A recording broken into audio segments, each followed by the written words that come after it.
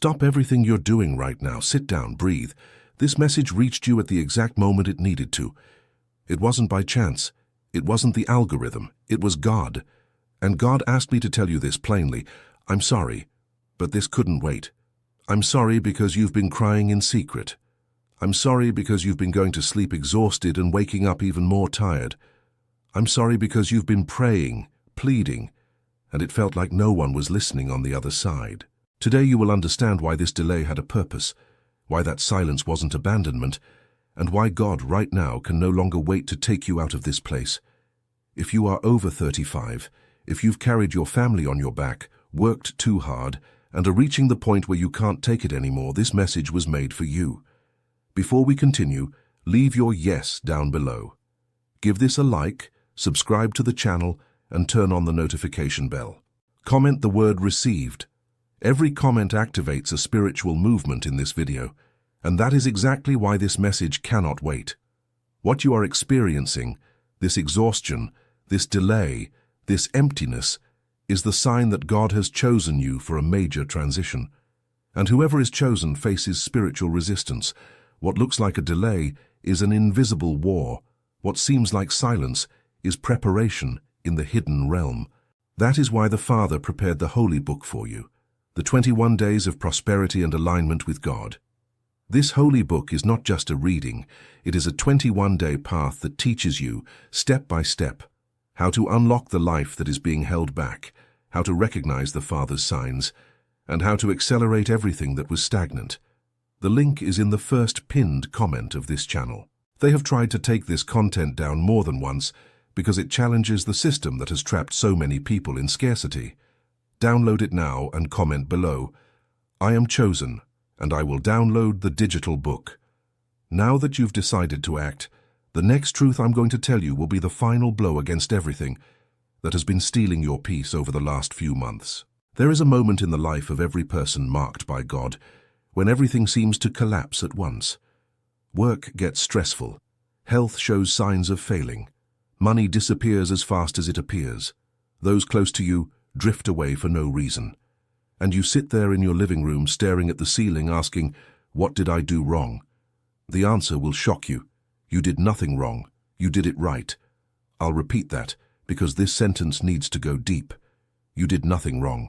You did it right. The mess you are living through is the side effect of a spiritual promotion.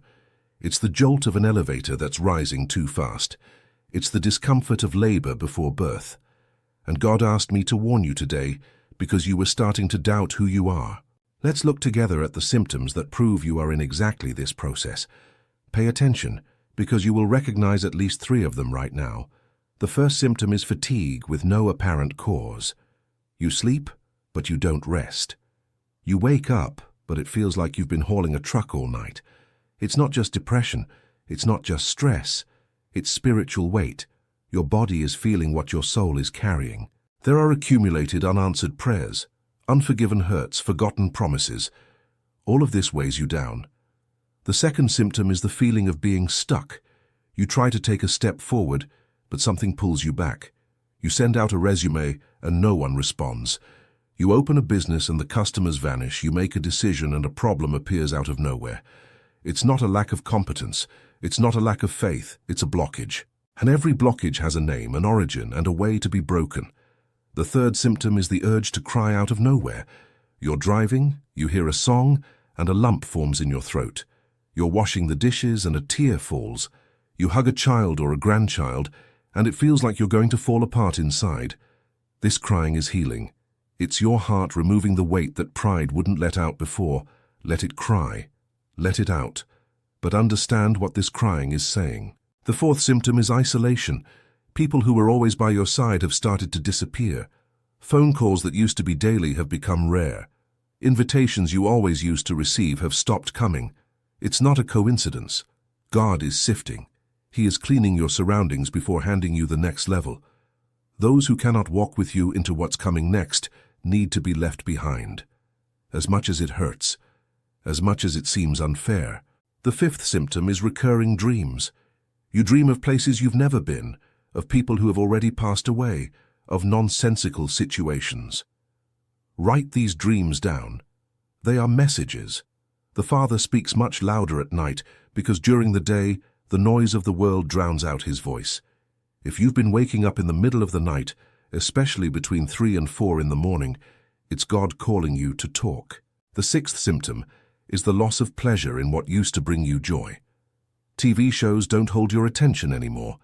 The family group chat has become noise. That activity you used to love feels dull. Calm down. This isn't automatic depression. It could be the sign that God is pulling you away from distractions to give you your purpose. When the small things tire you out, it's because the great thing is arriving. The seventh symptom is the most subtle, and therefore the most dangerous to ignore.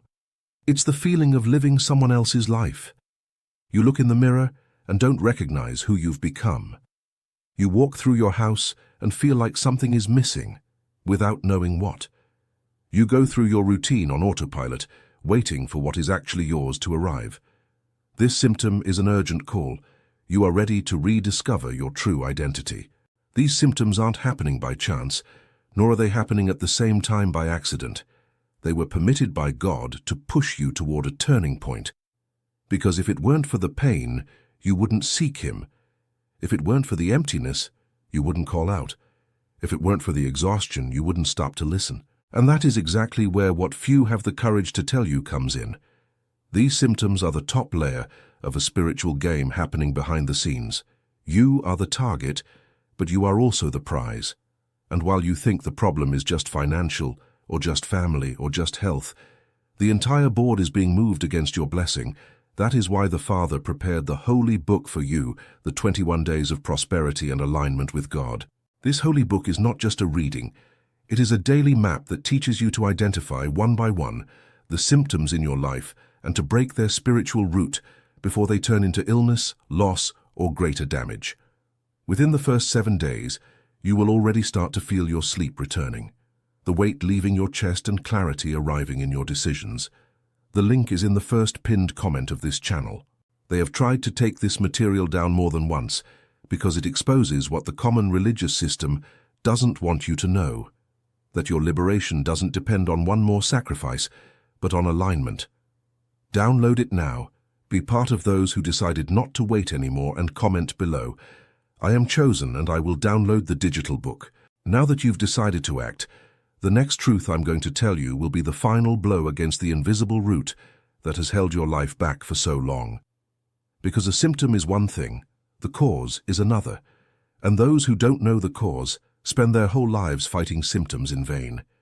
Let's move to the part that is going to bother you on purpose, because healing doesn't come with a caress, it comes with truth.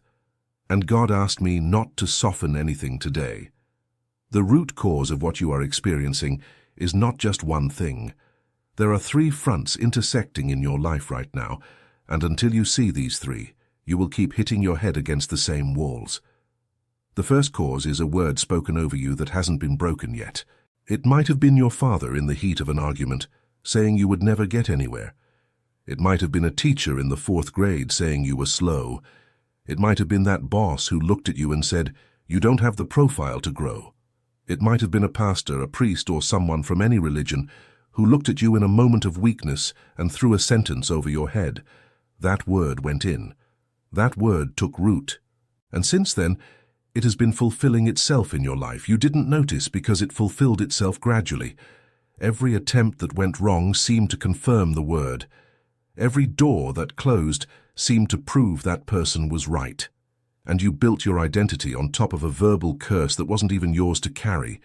Today, God wants you to break that word, out loud, looking in the mirror, saying this: "What was said about me falls to the ground today, in the name of Jesus. Who I am is who the Father says I am." The second cause is deeper and therefore more uncomfortable. It's a generational bill that landed in your lap.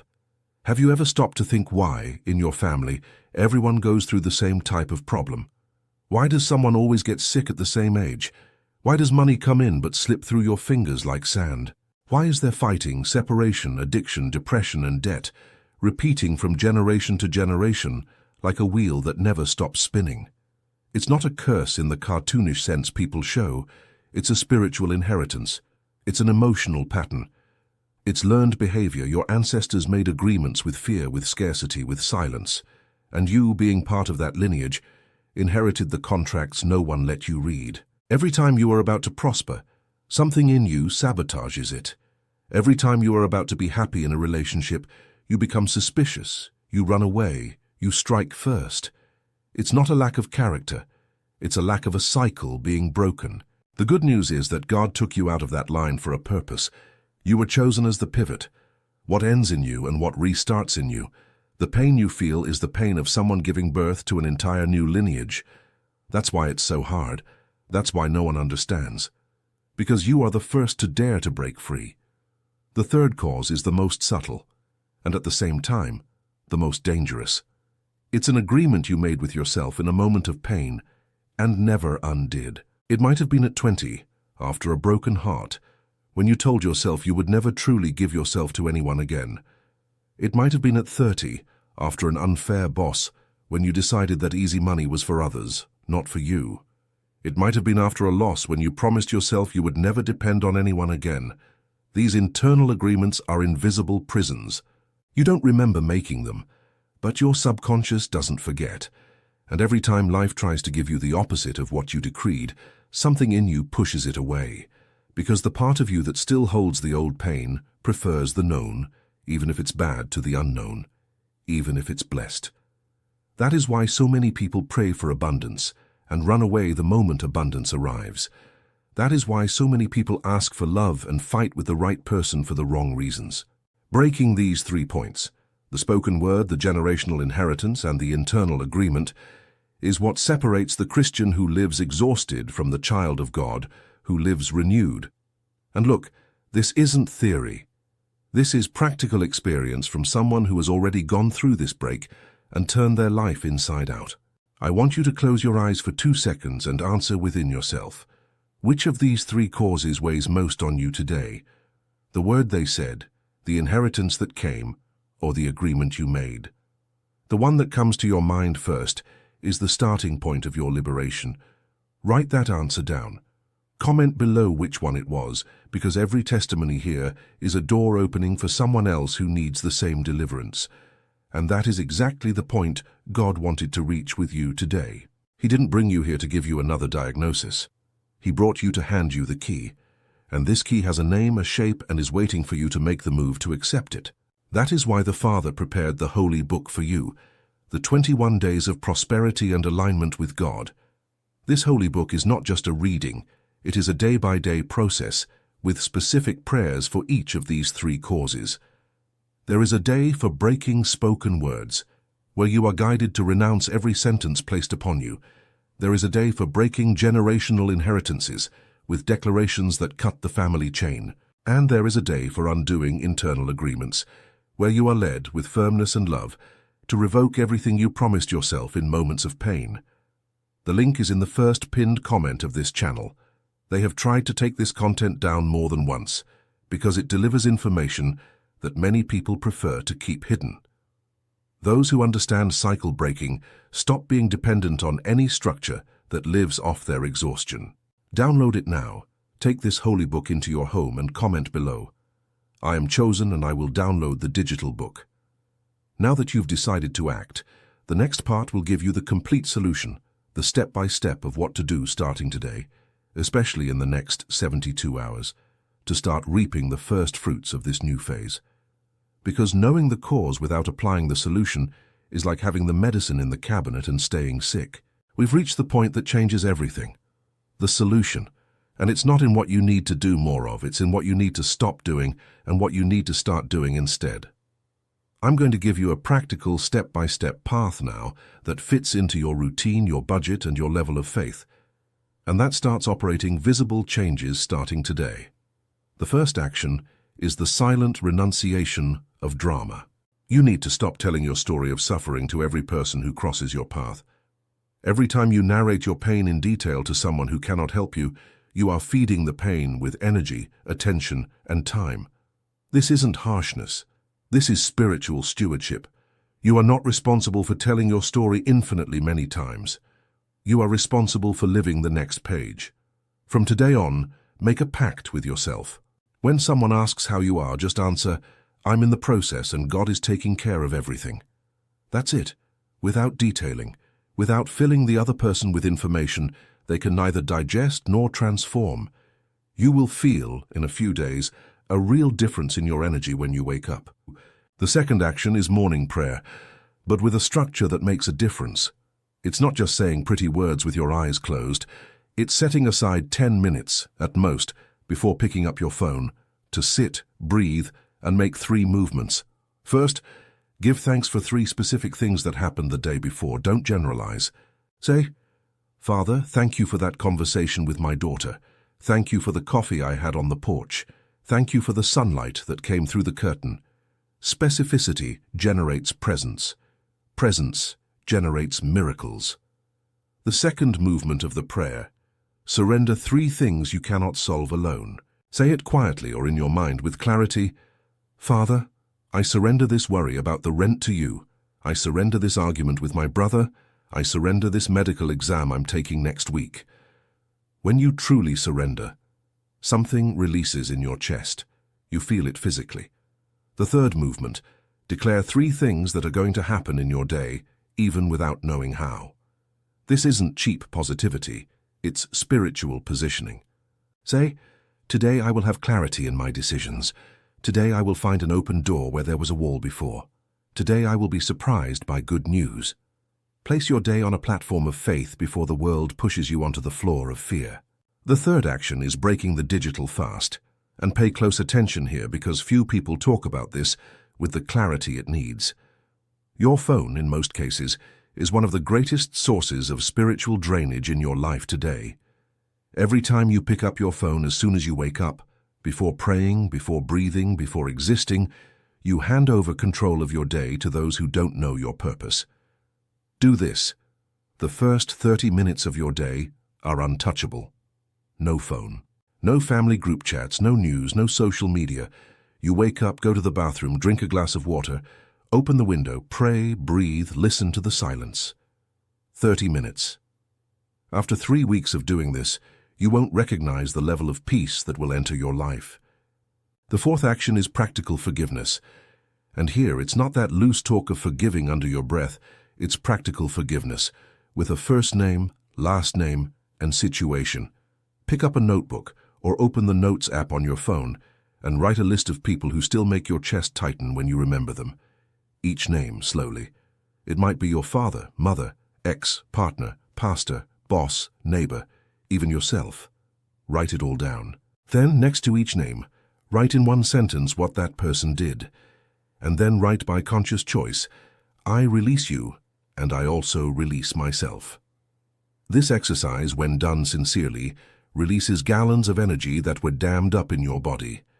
There are people who do this and sleep 11 hours straight that same night because their body could finally rest from what it was carrying. The fifth action is the offering of the mouth. And I'm not talking about church tithes right now. I'm talking about what comes out of your mouth every day. Do you still say phrases like, "Nothing goes right in my life. I've always been like this.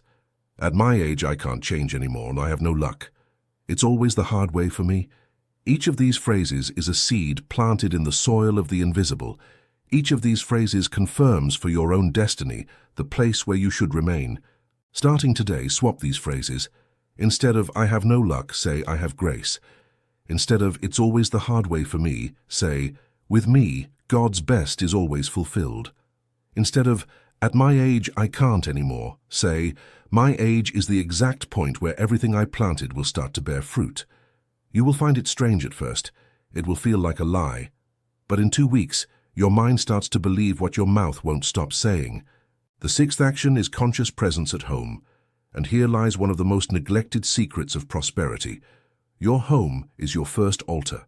If your home is messy, dark, with dishes piled up, with clothes on the chair for 3 days, with the smell of stagnation, something in your life will mirror that mess.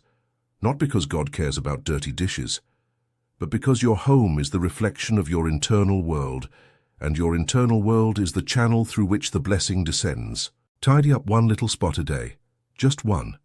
It could be a drawer, a corner of the closet, the kitchen sink, When you organize what was physically messy, the invisible responds by organizing what was hidden and messy. It's an ancient, simple principle that works. The seventh action is strategic silence. You talk too much about your dreams. You tell everyone the plan that is being born. You show the idea before planting the root. This behavior, though it seems innocent, is one of the biggest reasons your projects die before they are born. Not every ear was made to receive your blessing. There are people who, upon hearing your dream, plant envy without even noticing. There are people who, upon hearing your project, project their own failure onto you. From today on, guard your dream like you guard a seed. Put it under the earth, water it in the dark, and only show the fruit when the fruit is so ripe that no one can pluck it away. This silence isn't coldness, it's spiritual protection. It's what Jesus did when he went out to the mountain alone. He didn't have time to explain to everyone what he was about to do. The eighth action, and this one is decisive, is the weekly act of silent generosity. Once a week, do something good for someone without anyone knowing.